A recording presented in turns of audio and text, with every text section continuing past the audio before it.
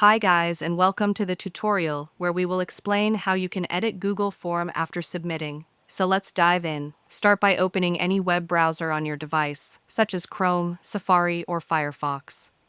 In the search bar, type Google Forms and click on the official link to access the Google Forms homepage. Once you're there, sign in using your Google account credentials.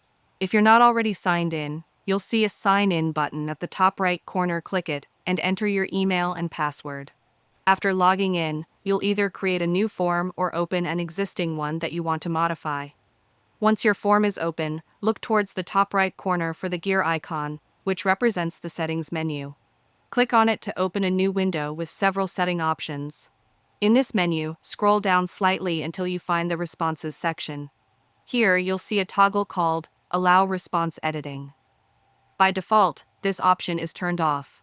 Click to enable it.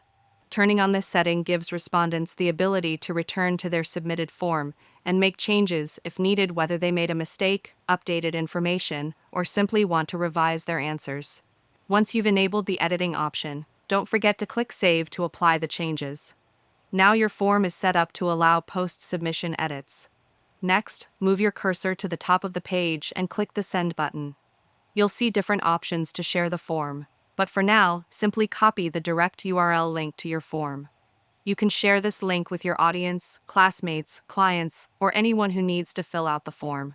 To ensure everything is working correctly, open a new tab and paste the copied link. Fill out the form by entering some sample answers and click Submit. Right after you submit, you should see a new link or button appear that says, Edit Your Response. This confirms that the feature is active. Clicking on Edit Your Response will immediately reopen the form with all the previously submitted answers still filled in, allowing users to easily make corrections or updates without starting from scratch. And that's it, you are done.